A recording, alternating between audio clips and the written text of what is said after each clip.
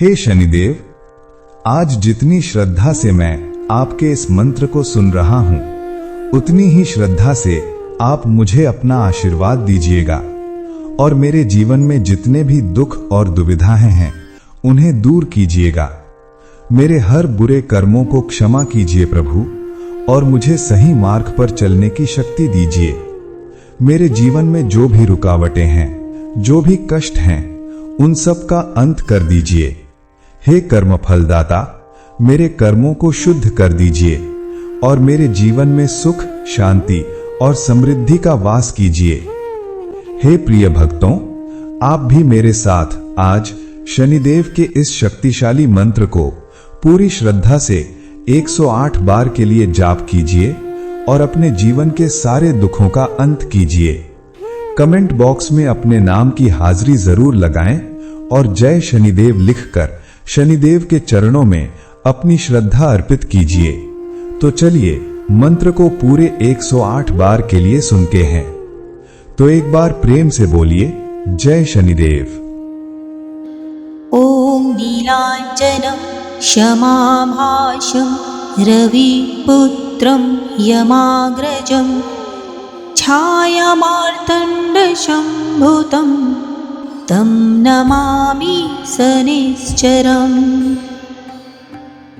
ओम नीलांजनं क्षमाभाषं रविपुत्रं यमाग्रजं छायामार्तण्डशम्भुतं तं नमामि शनिश्चरम्। ओम नीलांजनं क्षमाभाषं रविपुत्रं यमाग्रजं छायामार्तण्डशम्भुतं तं नमामि शनिश्चरम्। ओम नीलांजनं क्षमाभाषं रविपुत्रं यमाग्रजं छायामार्तण्डशम्भुतं तं नमामि शनिश्चरम्। ओम नीलांजनं क्षमाभाषं रविपुत्रं यमाग्रजं छायामार्तण्डशम्भुतं तं नमामि शनिश्चरम्। ओम नीलांजनं क्षमाभाषं रविपुत्रं यमाग्रजं छायामार्तण्डशम्भुतं तं नमामि शनिश्चरम्। ओम नीलांजनं क्षमाभाषं रविपुत्रं यमाग्रजं छायामार्तण्डशम्भुतं तं नमामि शनिश्चरम्। ओम नीलांजनं क्षमाभाषं रविपुत्रं यमाग्रजं छायामार्तण्डशम्भुतं तं नमामि शनिश्चरम्। ओम नीलांजनं क्षमाभाषं रविपुत्रं यमाग्रजं छायामार्तण्डशम्भुतं तं नमामि शनिश्चरम्। ओम नीलांजनं क्षमाभाषं रविपुत्रं यमाग्रजं छायामार्तण्डशम्भुतं तं नमामि शनिश्चरम्।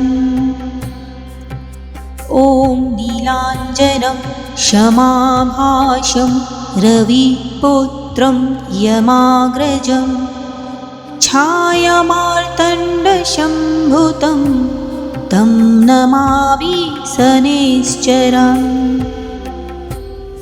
ओम नीलांजनं क्षमाभाषं रविपुत्रं यमाग्रजं छायामार्तण्डशम्भुतं तं नमामि शनिश्चरम्।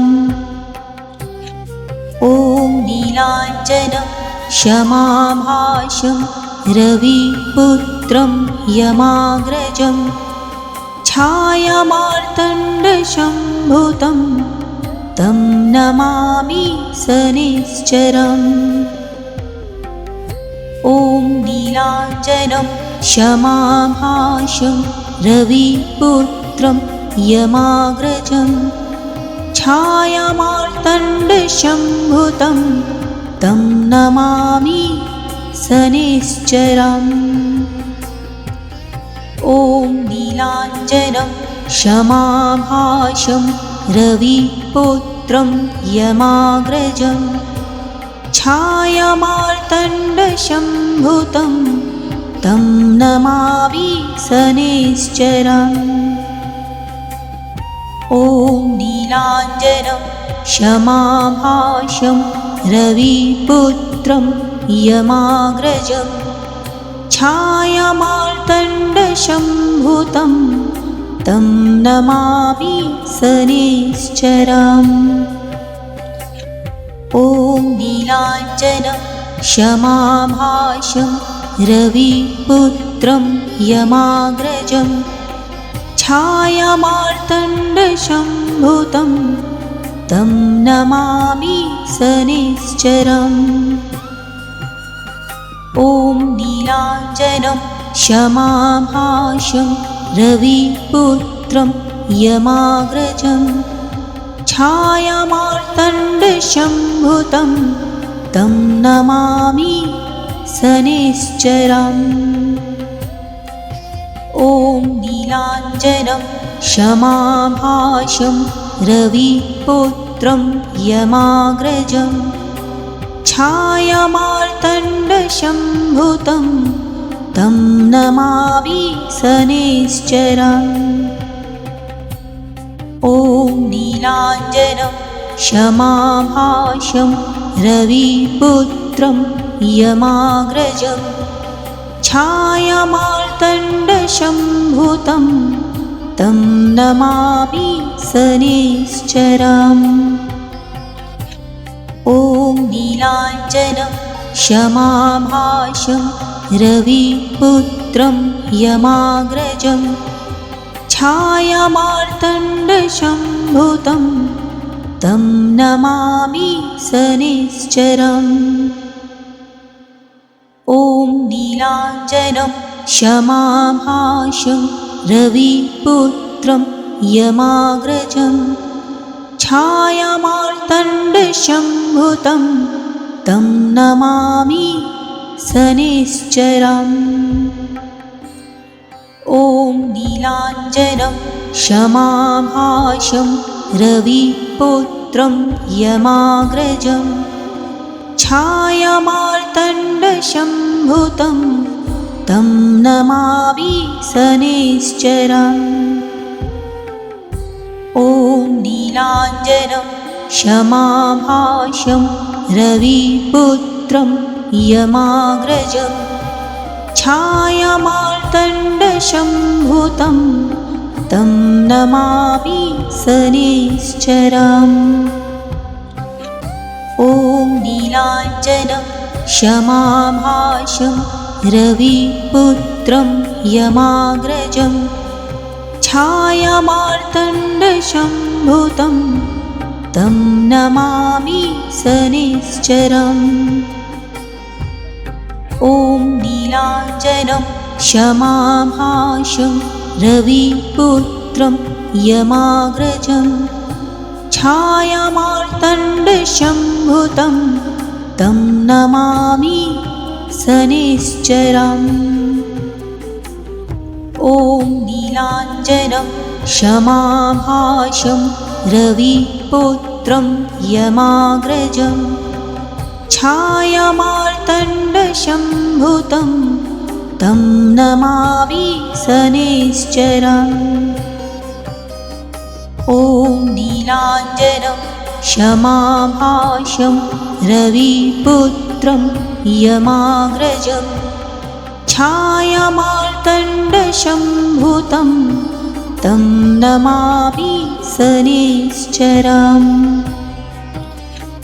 ॐ नीलाञ्जनं क्षमाभाषं रविपुत्रं यमाग्रजं छायामार्तण्डशम्भुतं तं नमामि शनैश्चरम्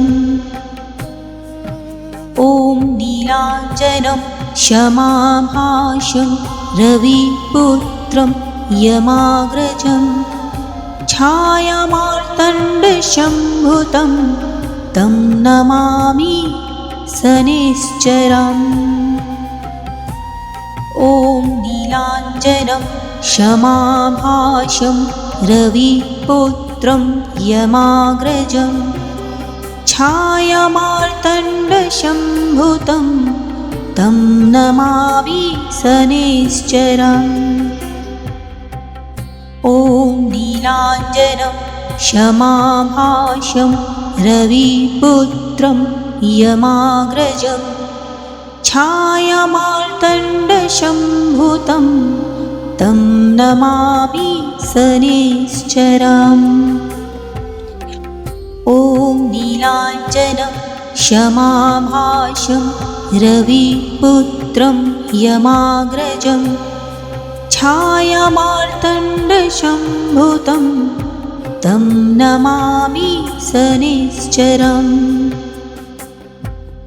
ॐ नीलाञ्जनं क्षमाभाषं रविपुत्रं यमाग्रजं छायामार्तण्डशम्भुतं तं नमामि शनैश्चरम्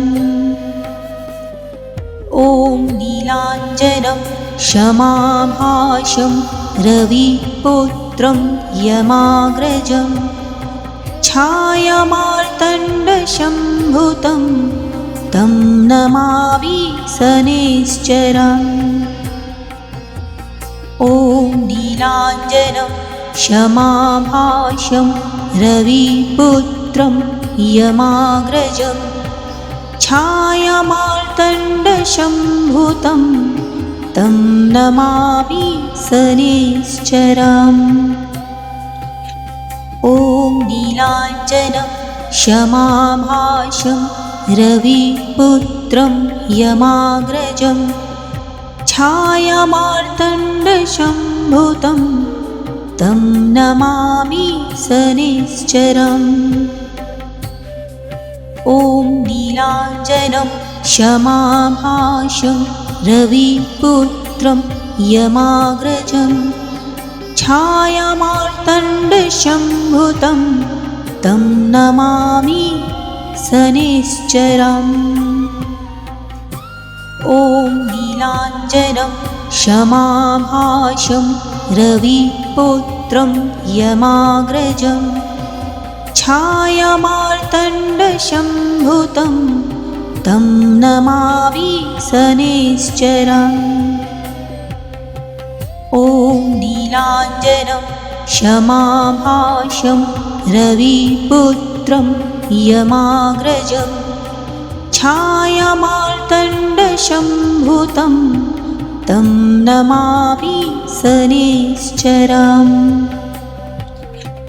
ॐ नीलाञ्जनं क्षमाभाषं रविपुत्रं यमाग्रजं छायामार्तण्डशम्भुतं तं नमामि शनैश्चरम्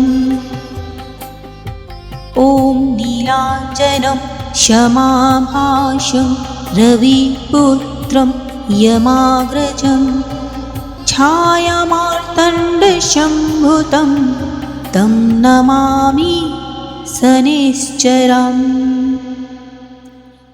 ॐ नीलाञ्जनं क्षमाभाषं रविपुत्रं यमाग्रजं छायामार्तण्डशम्भुतं तं नमामि शनैश्चरम् ॐ नीलाञ्जनं क्षमाभाषं रविपुत्रं यमाग्रजं छायामार्तण्डशम्भुतं तं नमामि शनैश्चरम् ॐ नीलाञ्जनं क्षमाभाषं रविपुत्रं यमाग्रजं छायामार्तण्डशम्भुतं तं नमामि शनैश्चरम् ॐ नीलाञ्जनं क्षमाभाषं रविपुत्रं यमाग्रजं छायामार्तण्डशम्भुतं तं नमामि शनैश्चरम् ॐ नीलाञ्जनं क्षमाभाषं रविपुत्रं यमाग्रजं छायामार्तण्डशम्भुतं तं नमामि शनैश्चरम्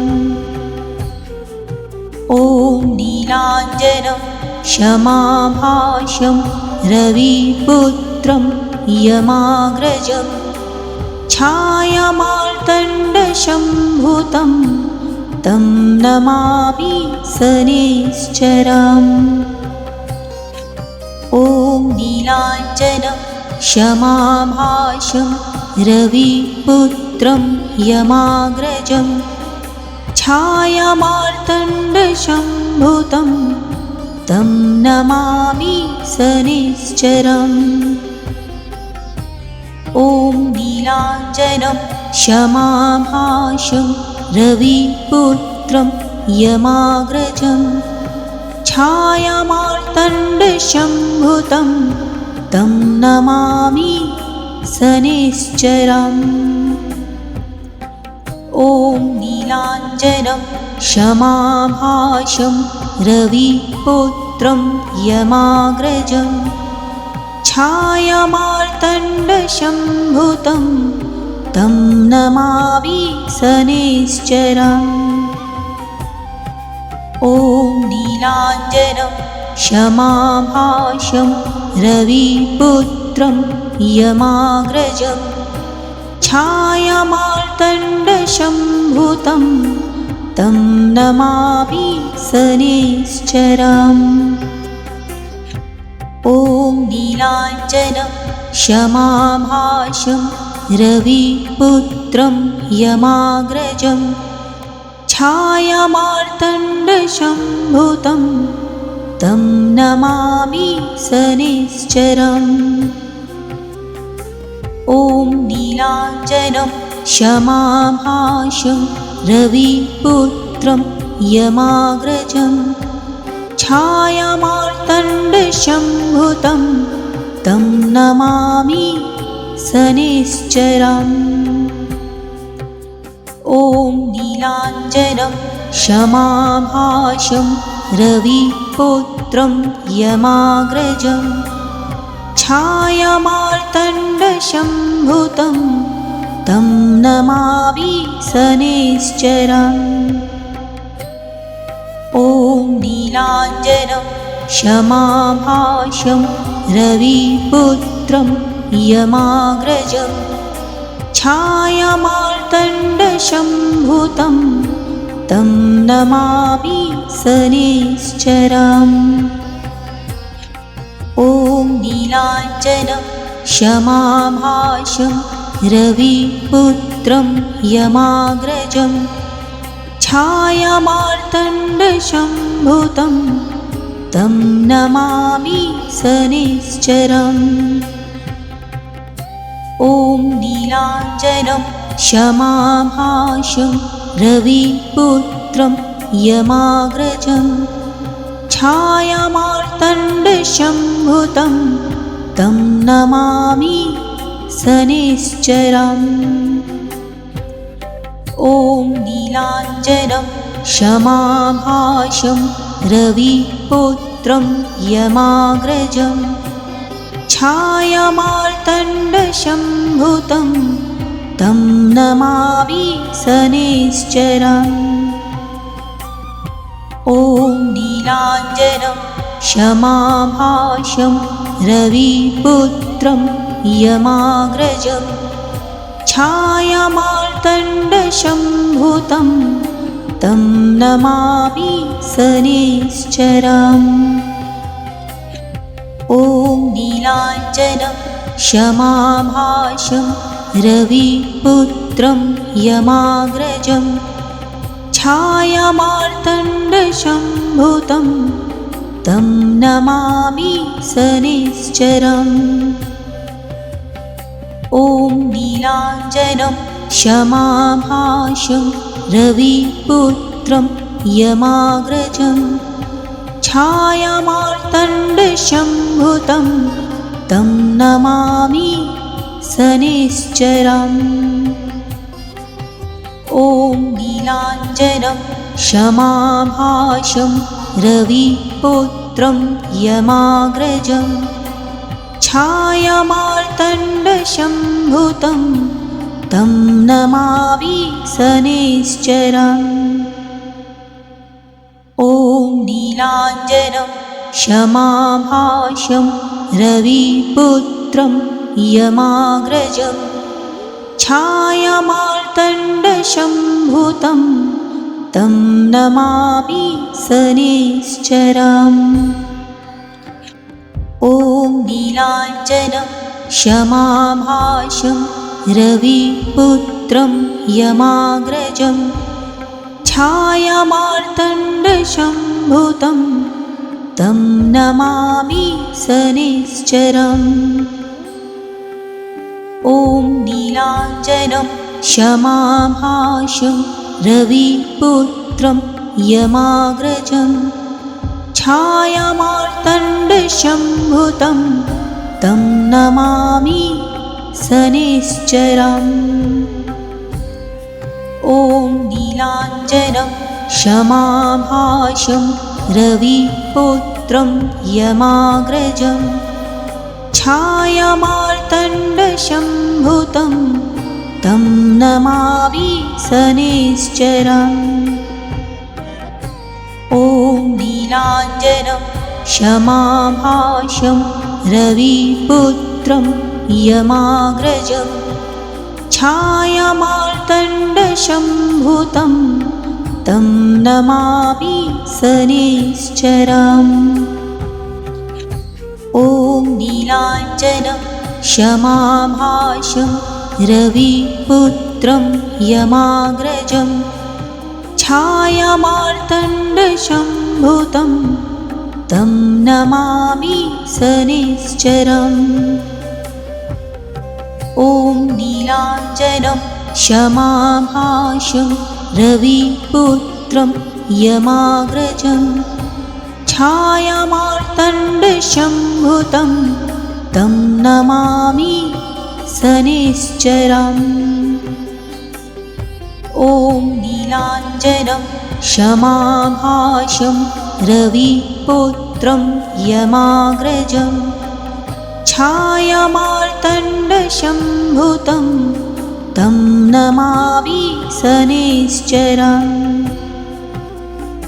ॐ नीलाञ्जनं क्षमाभाषं रविपुत्रं यमाग्रजं छायामार्तण्डशम्भुतं तं नमामि शनैश्चरम्। ॐ नीलाञ्जनं क्षमाभाषं रविपुत्रं यमाग्रजं छायामार्तण्डशम्भुतं तं नमामि शनैश्चरम्। ॐ नीलाञ्जनं क्षमाभाषं रविपुत्रं यमाग्रजं छायामार्तण्डशम्भुतं तं नमामि शनैश्चरम्। ॐ नीलाञ्जनं क्षमाभाषं रविपुत्रं यमाग्रजं छायामार्तण्डशम्भुतं तं नमामि शनैश्चरम्।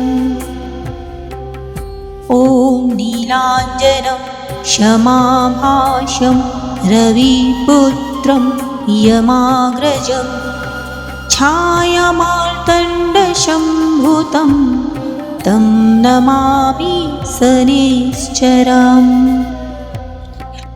ॐ नीलाञ्जनं क्षमाभाषं रविपुत्रं यमाग्रजं छायामार्तण्डशम्भुतं तं नमामि शनैश्चरम् ॐ नीलाञ्जनं क्षमाभाषं रविपुत्रं यमाग्रजं छायामार्तण्डशम्भुतं तं नमामि शनैश्चरम् ॐ नीलाञ्जनं क्षमाभाषं रविपुत्रं यमाग्रजं छायामार्तण्डशम्भुतं तं नमामि शनैश्चरम् ॐ नीलाञ्जनं क्षमाभाषं रविपुत्रं यमाग्रजं छायामार्तण्डशम्भुतं तं नमामि शनैश्चरम् ॐ नीलाञ्जनं क्षमाभाषं रविपुत्रं यमाग्रजं छायामार्तण्डशम्भुतं तं नमामि शनैश्चरम् ॐ नीलाञ्जनं क्षमाभाषं रविपुत्रं यमाग्रजं छायामार्तण्डशम्भुतं तं नमामि शनैश्चरम् ॐ नीलाञ्जनं क्षमाभाषं रविपुत्रं यमाग्रजं छायामार्तण्डशम्भुतं तं नमामि शनैश्चरम् ॐ नीलाञ्जनं क्षमाभाषं रविपुत्रं यमाग्रजं छायामार्तण्डशम्भुतं तं नमामि शनैश्चरम् ॐ नीलाञ्जनं क्षमाभाषं रविपुत्रं यमाग्रजं छायामार्तण्डशम्भुतं तं नमामि शनैश्चरम् ॐ नीलाञ्जनं क्षमाभाषं रविपुत्रं यमाग्रजं छायामार्तण्डशम्भुतं तं नमामि शनैश्चरम्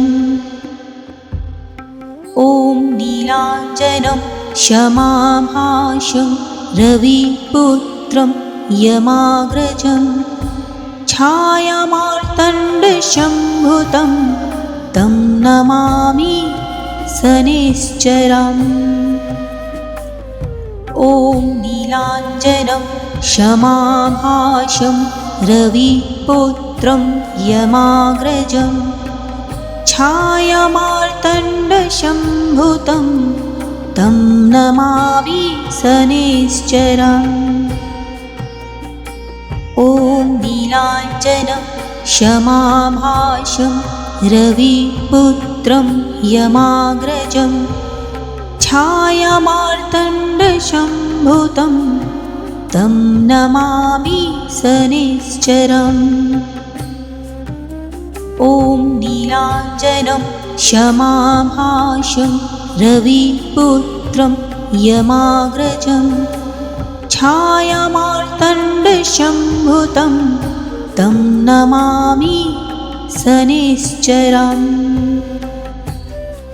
ॐ नीलाञ्जनं क्षमाभाषं रविपुत्रं यमाग्रजं छायामार्तण्डशम्भुतं तं नमामि शनैश्चरम् ॐ नीलाञ्जनं क्षमाभाषं रविपुत्रं यमाग्रजं छायामार्तण्डशम्भुतं तं नमामि शनैश्चरम्